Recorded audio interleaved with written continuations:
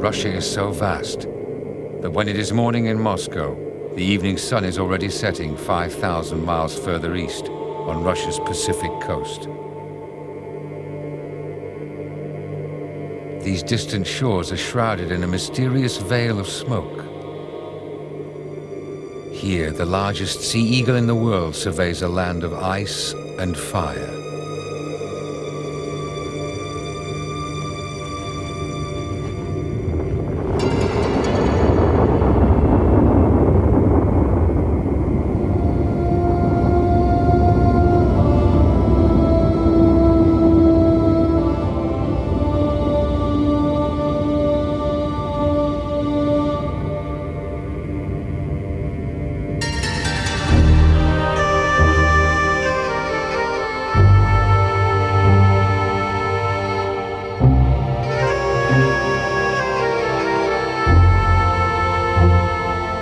Starting from Moscow, you have to cross 9 time zones to reach Russia's eastern shores.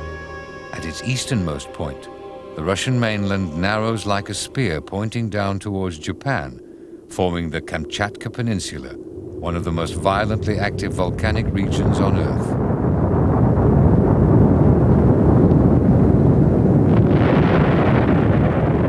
The peninsula forms a link in the Ring of Fire, a circle of volcanic activity which extends south from Alaska to the Philippines and New Zealand. 18 volcanoes on Kamchatka are still active. In 1955, almost 2.5 million tons of molten rock were ejected in one eruption.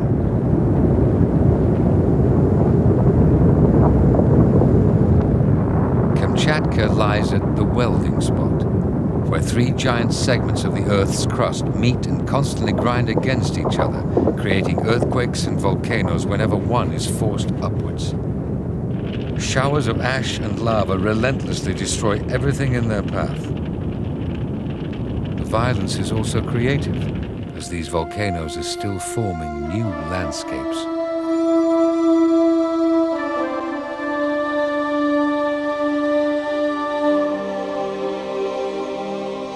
After thousands of years, suffocating ash is transformed by wind and rain into fertile soil. Nutrients and minerals drain into rivers and lakes, creating rich feeding grounds for fish. Beneath the shadow of a slumbering volcano, the waters of the Kurilsk Lake seem to come alive, as shoals of sockeye salmon swim towards the mouth of one of the rivers which feed the lake.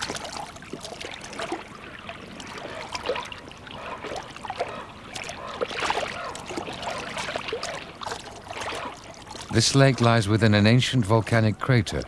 The salmon are returning to the same river in which they were spawned, locating it by smell.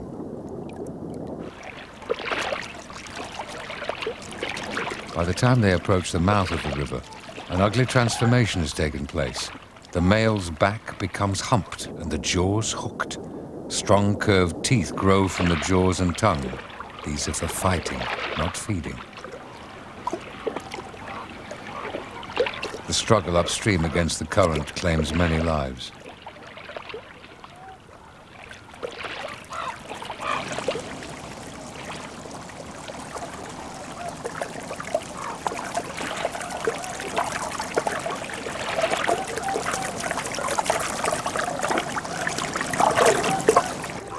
Volcanic activity allows the salmon of Kamchatka to spawn even in the grip of January.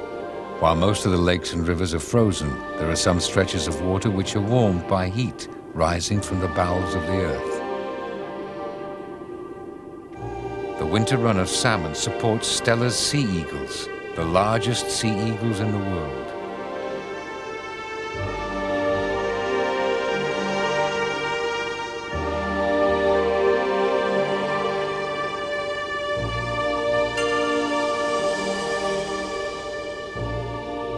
Almost 2/3 of the world population of 7,000 Stella's sea eagles spend the winter in Kamchatka.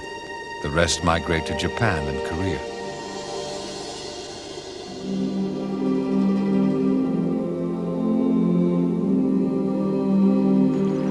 Hundreds of fish perish before they even reach the shallow spawning grounds, their reserves of fat exhausted.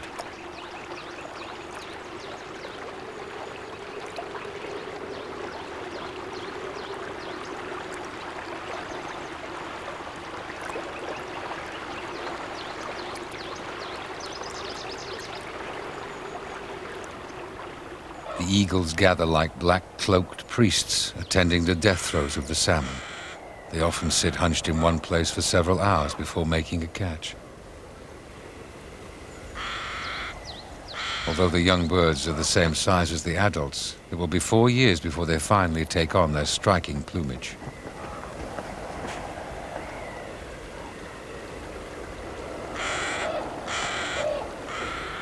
There is plenty of fish for everyone, but the eagles seem to prefer to wait for another bird to make a catch and then try to steal it from them by knocking the bird off balance with their powerful wing thrusts.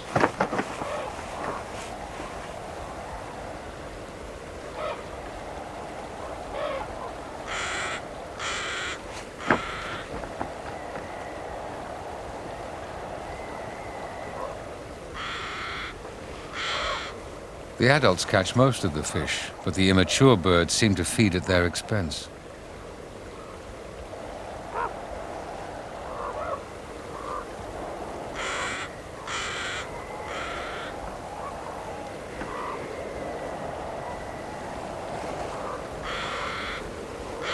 Almost a quarter of the birds wintering here are the adults' offspring from previous years. When the young birds launch an attack, their parents often allow them to get their own way.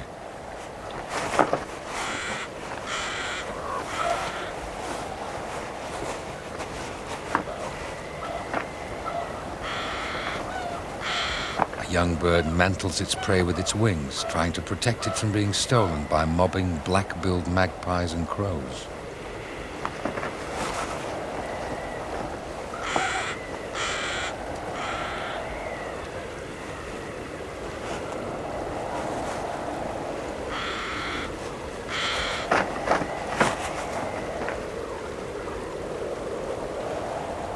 Sometimes the juveniles have to acknowledge defeat.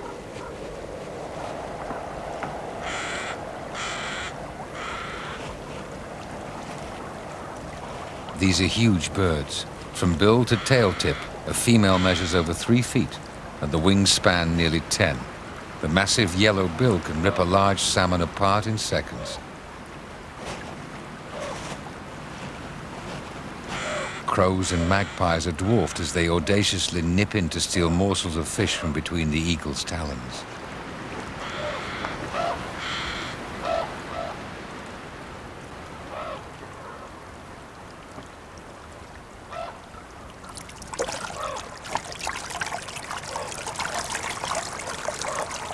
The salmon, which have run the gauntlet of the waiting eagles, finally reach the shallow gravel beds where they will spawn. The males defend the area against other males, sometimes even battling with clenched teeth and hooked jaws.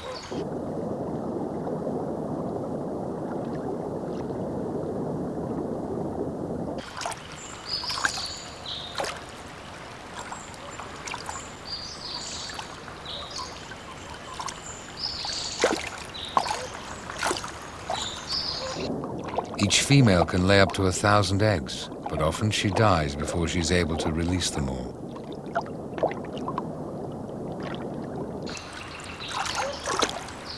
She prepares a depression where she will lay her eggs, throwing the gravel aside with sinuous waves of her body.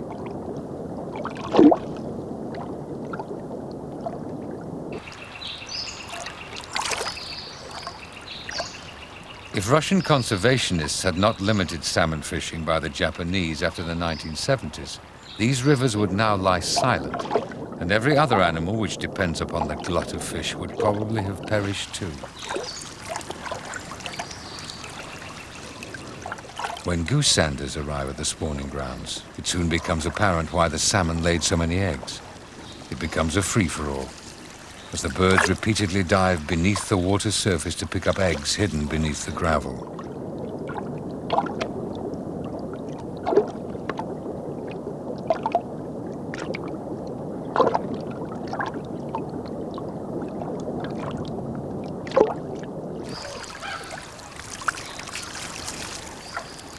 Like the eagles, the goose sanders are only able to remain here throughout the harsh winter because the salmon provide an alternative source of food.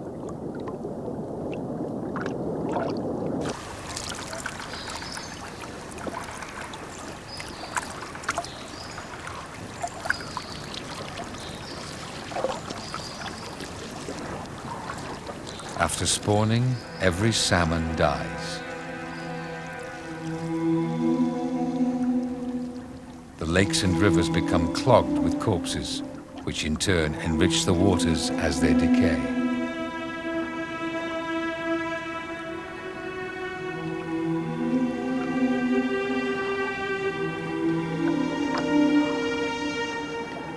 By the 17th century, the Russians could no longer afford to ignore these rich stocks of fish and other wildlife in eastern Siberia.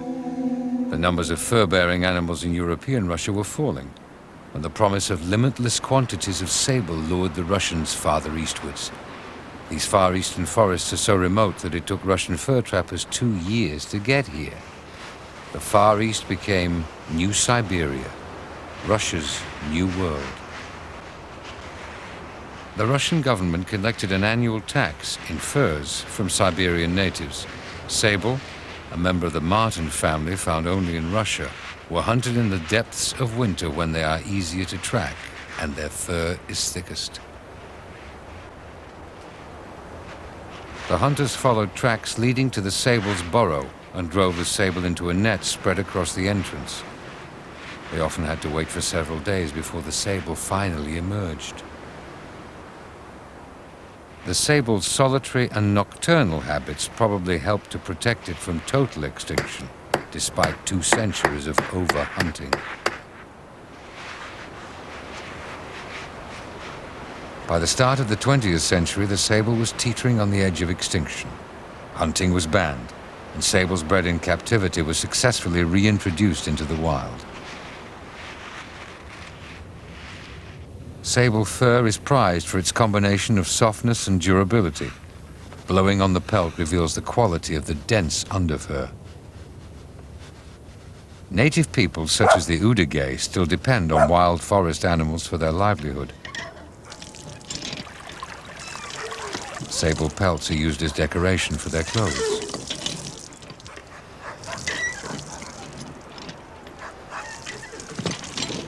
The Russians who followed in the trappers' footsteps began to settle along the coast, where sea trade and fishing soon took over from hunting.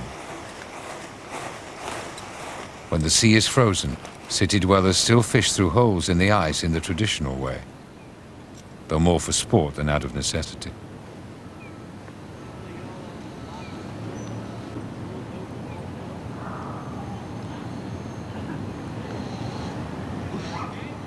Despite the fact that the sea is frozen throughout most of the winter, the city of Vladivostock emerged as one of the largest ports in the Russian Far East.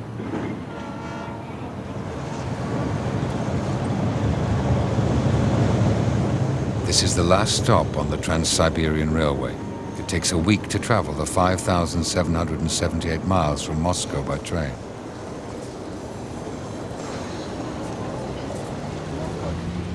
The city has become a dominant military outpost on Russia's eastern coast and has remained closed to foreigners until now. Above Vladivostock, the tangled forests of the Russian Far East begin. The wild and little explored Sikhote-Alin mountain range runs like a spine south to the city. This is tiger country. Over the last couple of years, 3 tigers have been seen in the suburbs of Vladivostock, and each has been shot. The Siberian tiger is the largest wild cat on Earth. It is thought that the tiger's thick fur and insulating fat first evolved in the snows of central China. 3 million years ago, the tiger's common ancestors spread north to Russia and south to Asia.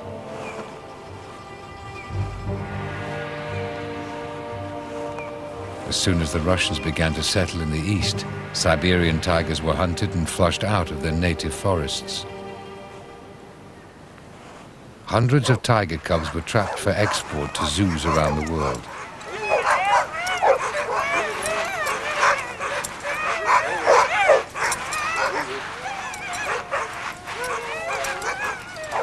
By the 1930s, numbers had fallen to only 30 animals. The extinction of the largest and most powerful cat on Earth seemed inevitable.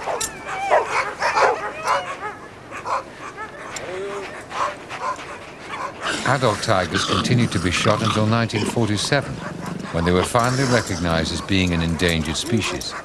The trapping of tiger cubs continued until 1956, when it was finally banned.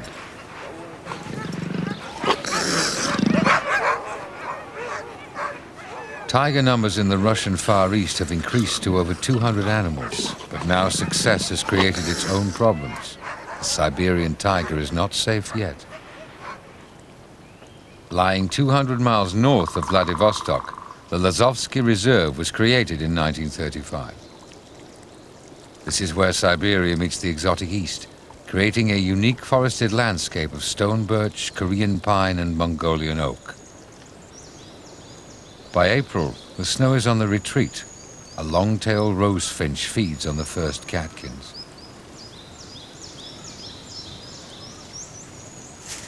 Frogs seek out pools of water as soon as the ice is thawed. Females are attracted by a massed choir of males, already waiting in the water. Each female lays over 3,000 eggs, so the pool is awash with spawn. Though they look similar to our common frog, the call of the Russian wood frog is very different. This species is unique to this part of Russia. As soon as they enter the water, each female is seized by a male.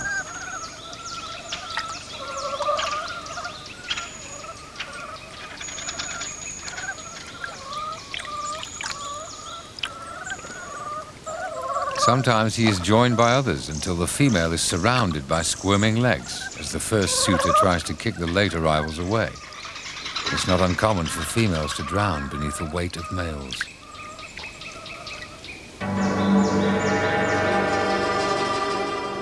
Galina Salkina is in the front line in the battle to save the Siberian tiger.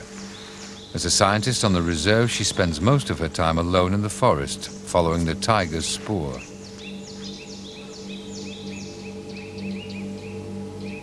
Tigers are such secretive animals that she has to seek evidence of their presence from clues that they leave behind.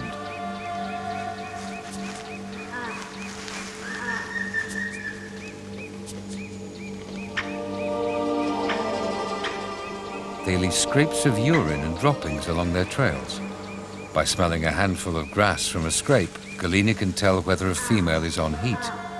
These are the same signs that tigers use to recognize and avoid each other. Galina stops at a forest hut to study the remains of the tiger's kill. She has found that over half the tiger's victims are wounded or deformed in some way.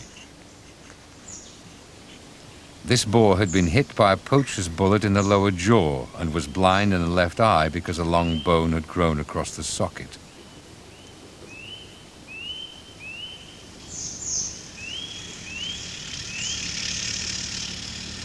Other scientists working within the reserve inform Galina whenever they hear reports of tigers nearby.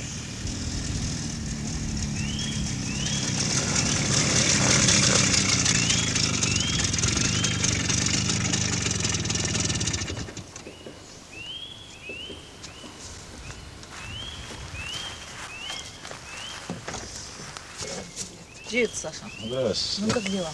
Ну все нормально, проехал. 11 лет тигра только Далеко? ведет сюда. Sasha Ladygin has seen footprints of a tiger in the forest nearby, leading towards the hut. He thinks they may have been made by a large male. Нет, настоящая тигра лежала все. Ну это что? Я начал подходить, она встала, уходить. Я говорю, куда ты пошла? А большой? Да большой тигр. Galina has followed two tigers, a male and female, since birth. She knew their parents before them. As they are only 2.5 years old, they don't yet have home ranges of their own and are forced to hunt along the edges of the reserve. This makes them very vulnerable to poachers. Tigers make paths which they follow regularly while patrolling their hunting range. Despite broad paws, their feet still sink into the snow, leaving clear footprints. Galina measures a number of them before she's able to identify them as having been made by a particular male or female. After a tiger makes a kill, it spends over a week near the carcass, feeding off it from time to time. If a person approaches, the tiger usually retreats, even if this means abandoning the carcass. It may track them for some distance, remaining invisible, though it may be very close.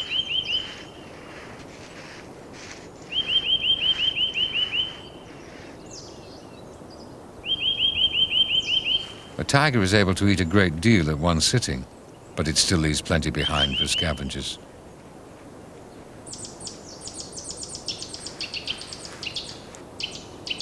Jays and many other birds depend on tiger kills during the hard winters. Even sea eagles take advantage of the tiger's kill.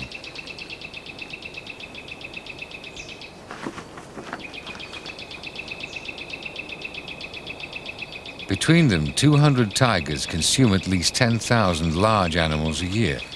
To provide this amount of prey, the forests need to contain 300,000 of them. At the moment, numbers of deer and wild boar fall well below these figures.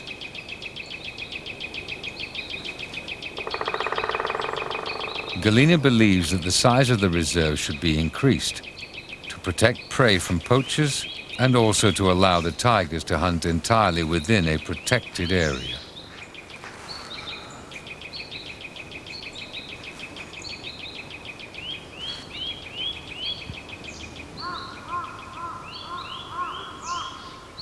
In winter, wild boar feed on fallen spruce cones blown down by the cold winds from the west. They are the tiger's main prey in the autumn and winter.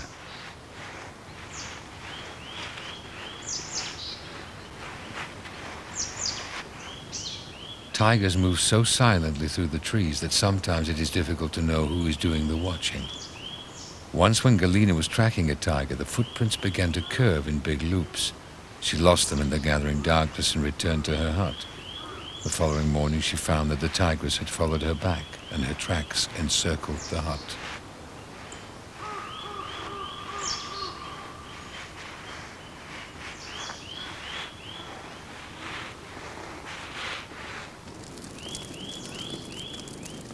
Galina is sometimes joined by Volodya, her husband, as the trail can go on for several days and nights. The tiger's hunting domain may stretch for over 400 square miles. Galina is concerned that a young tiger may have already been killed, but she is determined to try to find out what has happened and protect the tigers within the reserve.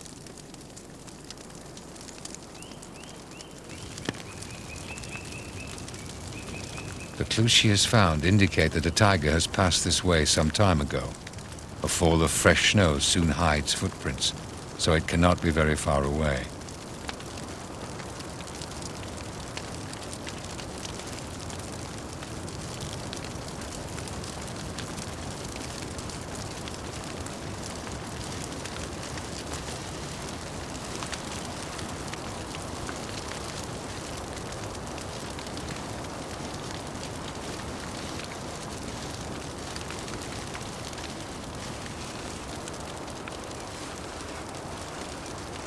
A roar in the darkness means that the trail is still warm.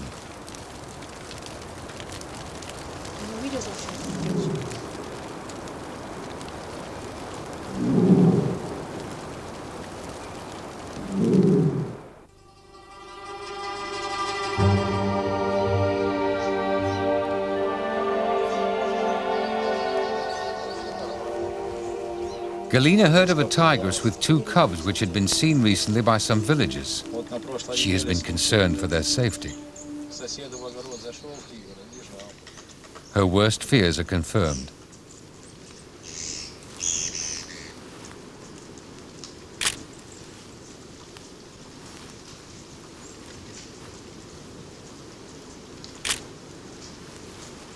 These 2 cubs starved to death without their mother to feed them.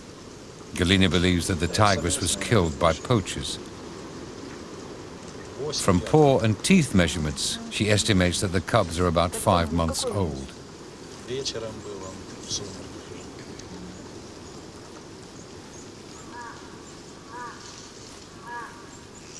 A tigress cannot move far from her cubs for the first few weeks of their lives, and she is forced to hunt in a very small area of forest. The cubs need their mother to suckle them for the first 6 months. They are dependent on her for food until they are nearly 2 years old.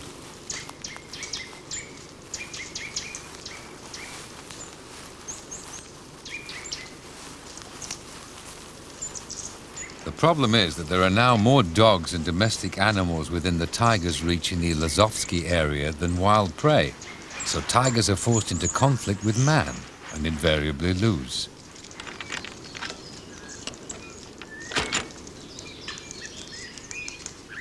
The farmers' fields come right up to the edges of the reserve. Deer sometimes come down to feed on stubble at night, so the tigers have learned to patrol these areas, especially young tigers.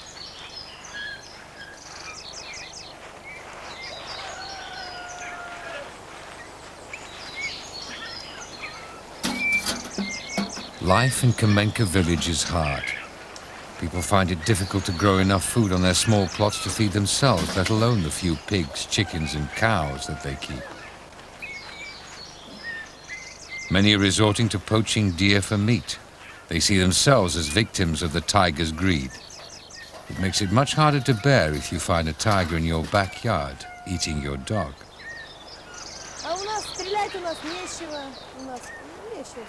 Even if my husband was here, I don't know what we could do. We don't have any guns. Of course, I don't want tigers even to eat a dog. I would protect my dog. Not long ago, our dog was eaten by a tiger. We were all looking for it. We've been feeding the dog for a long time, and everything is so expensive nowadays. There is no food, but we have to scrape a living somehow. If we don't keep animals, we won't be able to survive.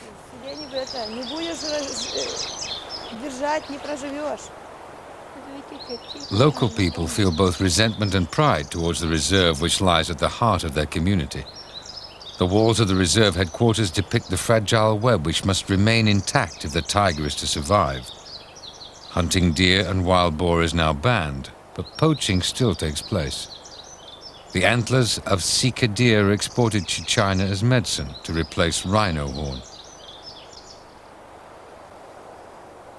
Animals bred in captivity only provide more temptation and conflict for the tiger.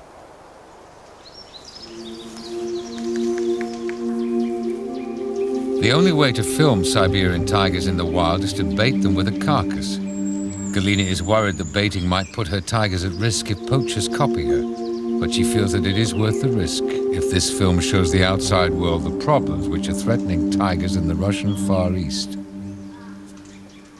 Working with our cameraman, this is her only chance to see the tiger she has been following for so many years face to face, at night.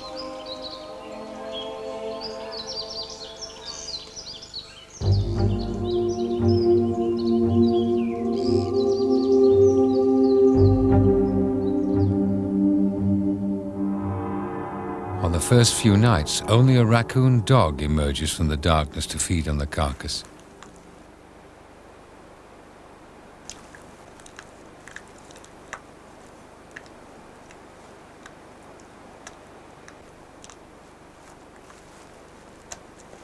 If the tiger does appear, it will have to be filmed with an image intensifier, allowing the camera to see in the dark.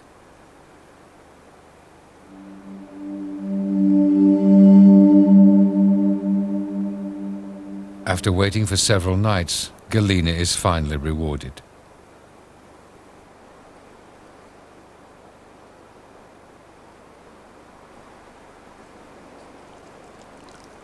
A male silently appears and warily begins to feed on the carcass.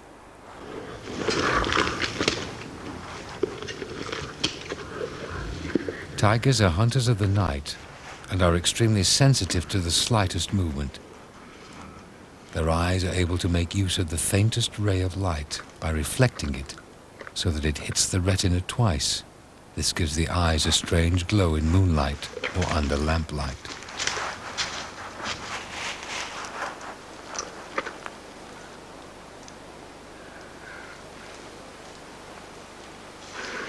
Aware of a sound from the direction of the hide, he retreats as silently as he arrived.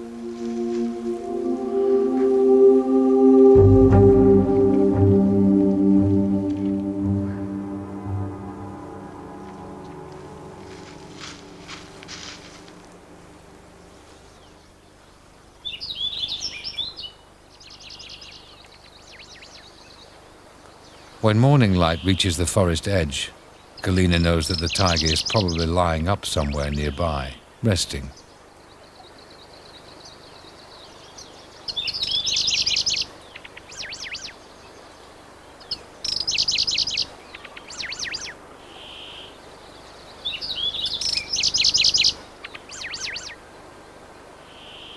She keeps up her vigil as Siberian chipmunks begin the daily search for insects and cedar cone seeds on the forest floor.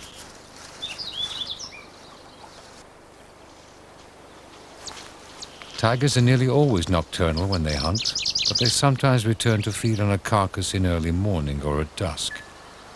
They seldom eat their prey as soon as it is killed, but usually drag the carcass to a secluded spot and return to it many days later, and drag it to a new hiding place.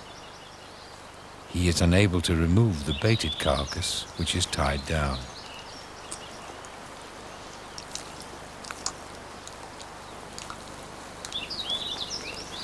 Only 2 out of every 10 attacks made by the tiger are successful.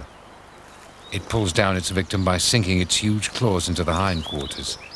The prey is actually killed by the tiger's 5-inch-long canines, striking at blood vessels in the neck and crushing the spine.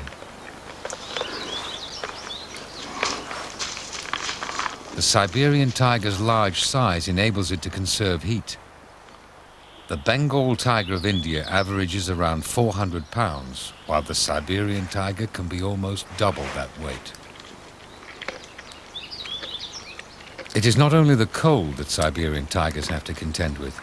They need to patrol enormous hunting ranges because their prey is nomadic and thinly dispersed over a very wide area. Bengal tigers are able to maintain small territories because the prey in Indian forests is much more concentrated.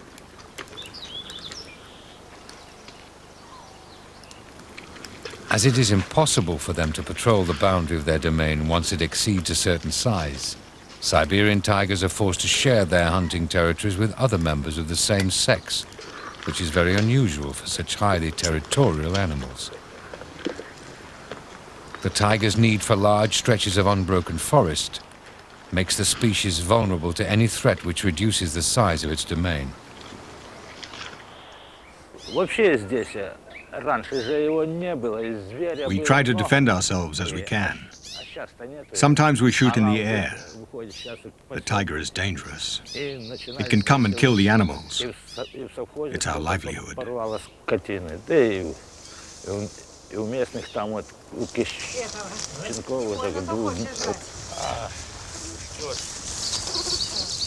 I have a rifle at home. I would shoot in the air. It's very expensive to shoot a tiger. We don't have the income here to shoot tigers.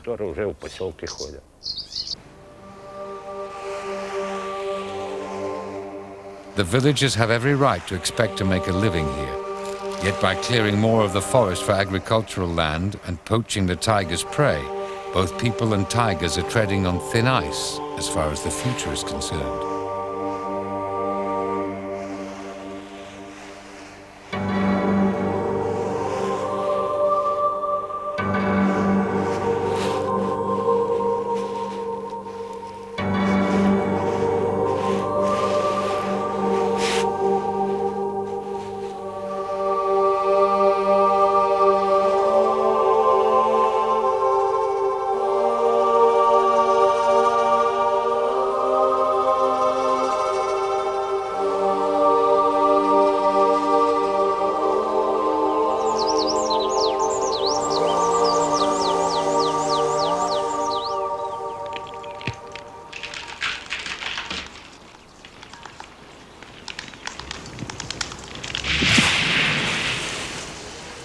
The world's largest expanse of uncut forest still lies in eastern Siberia. But the forests in European Russia are fast disappearing. Wastage is enormous because of antiquated equipment and inefficient transport. Over half the cut timber is left behind to rot.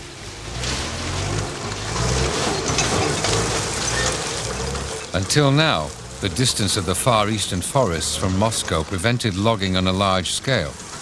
But as the felling of Malaysian and American old-growth forests is reduced, Western countries are already beginning to turn towards Russia with greedy eyes. Russia's enormous forests lie just on Japan's doorstep, but until now they have been out of bounds. With the collapse of communism, the Russians are keen to attract foreign investment. This year, Japan signed its first contract to export timber from the Russian Far East.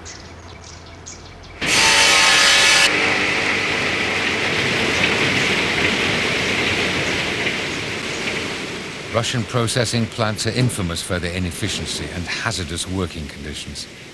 In contrast, the Japanese have already invested in a state-of-the-art sawmill and automated production line in the Russian Far East. Korea has also started logging here.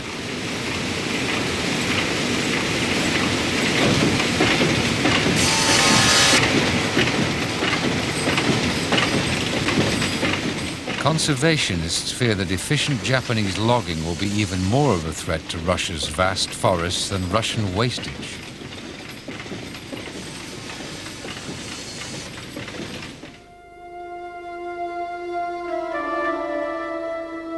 By May, the snow cover on Kamchatka is only just beginning to retreat, yet the brown bears have already emerged from their dens.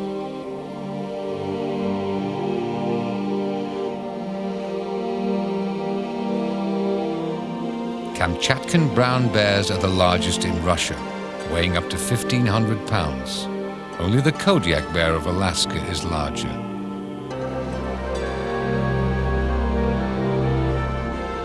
They are drawn to the steep sides of the river valleys, cloaked in ash where there is still volcanic activity. Here the warmth of the hot springs, steam and fertile soil encourage early growth of plants, creating a lush fringe of vegetation.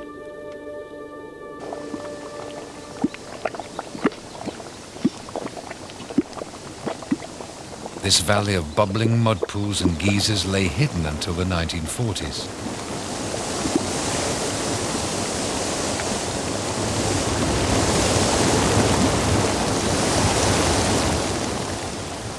There are 22 active geysers, shooting spurts of water and steam 130 feet into the air.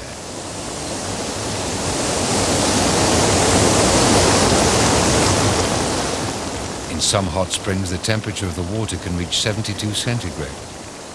At these high temperatures, chemicals such as arsenic and silica dissolve from rocks below the surface.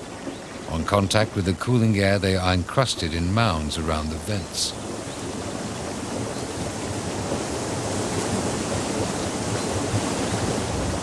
The valley is hidden behind a permanent cloud of steam.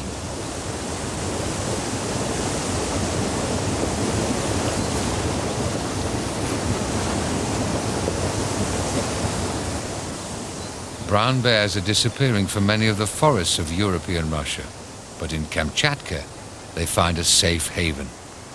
There are believed to be at least 10,000 bears on the peninsula. The bears start fattening up long before the rest of the snow-covered landscape has emerged from winter's grip, feeding on emerald green banks of dropwood and bed straw.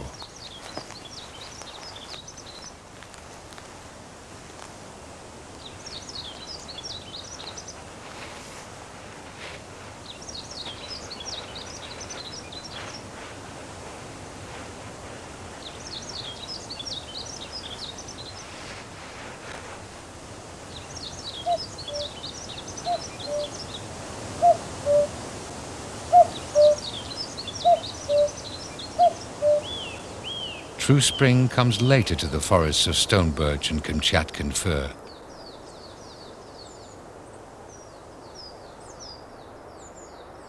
The tiny red-breasted flycatcher arrives from southern Asia to breed. The warmer weather means that there are enough insects for the parents to keep up a constant feeding rota at the nest.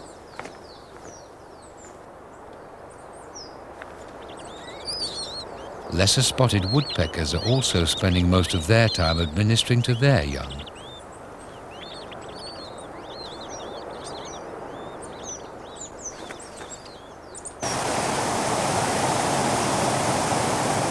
By early June, it becomes obvious why Kamchatka is such a haven for fish. Once the snows have melted, there is water everywhere.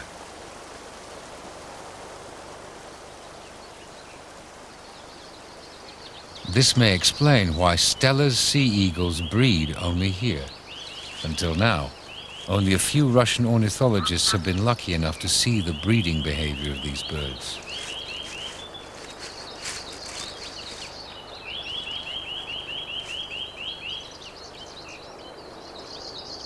They nest only along a narrow strip of coast and in wooded river valleys, wherever there is water containing fish.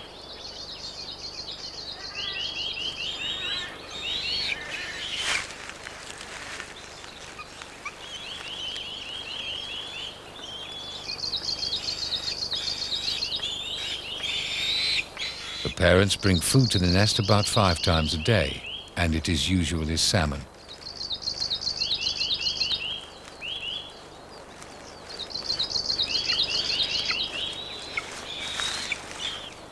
The same nest may be used for 10 or even 15 years in a row, as suitable trees are hard to find.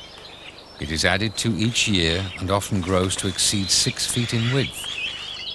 Heavy rain and snow often increase the weight of the nest, causing it to collapse. This sometimes happens while it contains a young bird still unable to fly.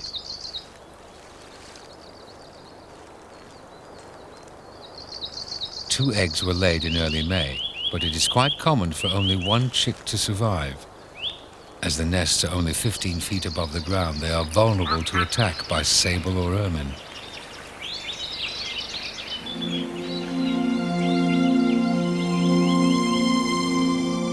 The eagle's breeding period coincides with the summer run of salmon.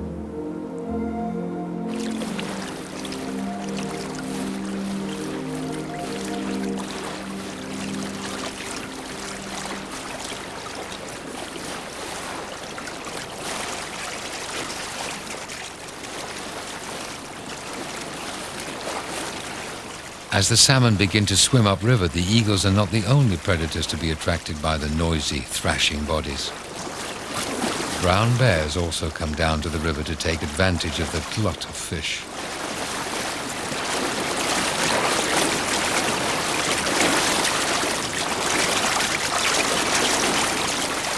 It all looks too easy. And perhaps this is the problem. There are just too many salmon within easy reach to choose from. Whatever the reason, Russian bears seem far less successful than American bears when it comes to catching fish.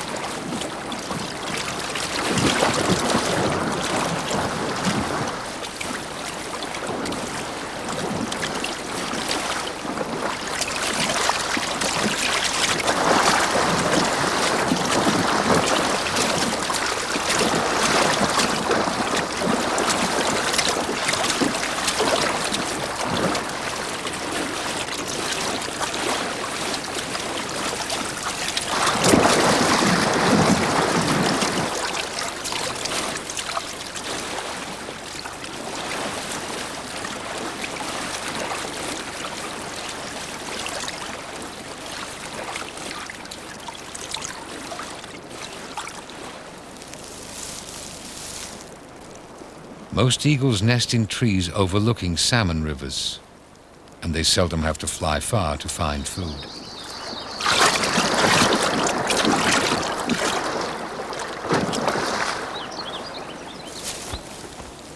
Both the male and the female bring fish to the nest.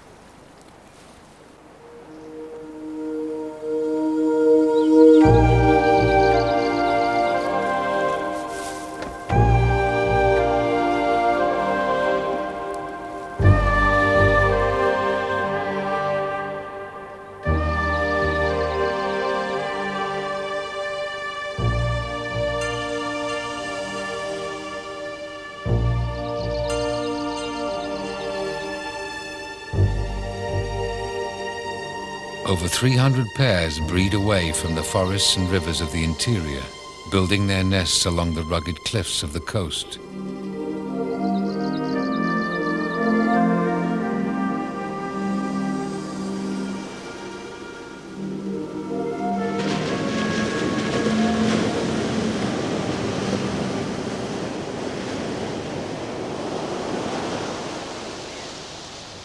Despite their rarity, the eagles have come into conflict with commercial hunters who shoot them because they believe the eagles damage the fur of animals caught in traps. In an effort to protect the eagles, Russian scientists have begun to compensate hunters for pelts which have been damaged by eagles, hoping that the hunters will no longer see a need to shoot them. The sea eagles share the coast with another victim of Russian hunters. But this carnage took place in the 18th century when Kamchatka was first discovered. Sea otters were once found along the shores of the North Pacific between Japan and South California. They were so prolific here that the sea around Kamchatka was called the Sea Otter Sea. Sea otter furs were sold to China, where the best pelts fetched 40 times the price of fox or even sable. The sea otters had no defense against the hunters who caught them in nets or with harpoons as they slept in beds of kelp. One hunter describes how the mothers never abandoned their young except as a last resort. If they heard the little ones cry, they dashed up and allowed themselves to be taken. This is the reason why the hunters take or kill the little ones first, since they are certain that it will be easy to take the mother. As with most Russian fur-bearing animals, they were so prized that they were hunted to the brink of extinction.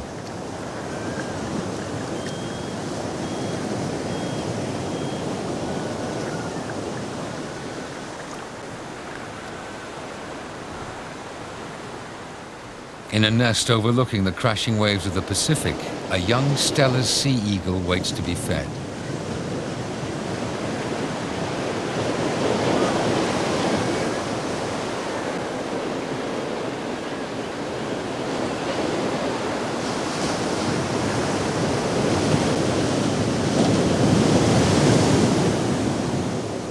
The adults on cliff nests feed their young on salmon, but the monotony of the diet is sometimes broken when they bring gull chicks taken from nest colonies nearby.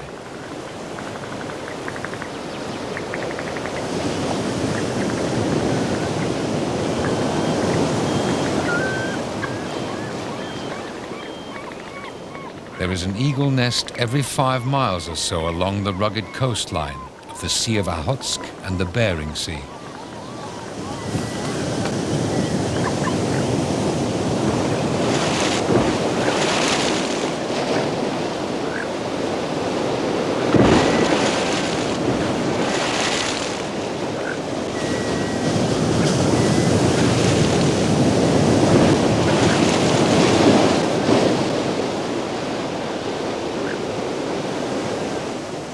As the waves and spume crash below, the young eagle begins to exercise its wings. It will soon be ready to leave the nest.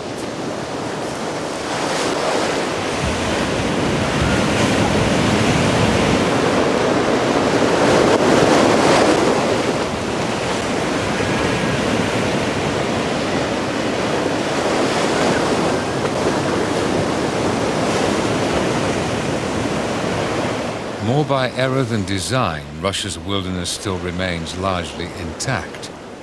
By the time this young eagle returns to breed, perhaps a new Russia will have emerged, with the economic strength and political will to preserve these magnificent eagles and the rest of the rich wildlife which this vast country is lucky enough to contain.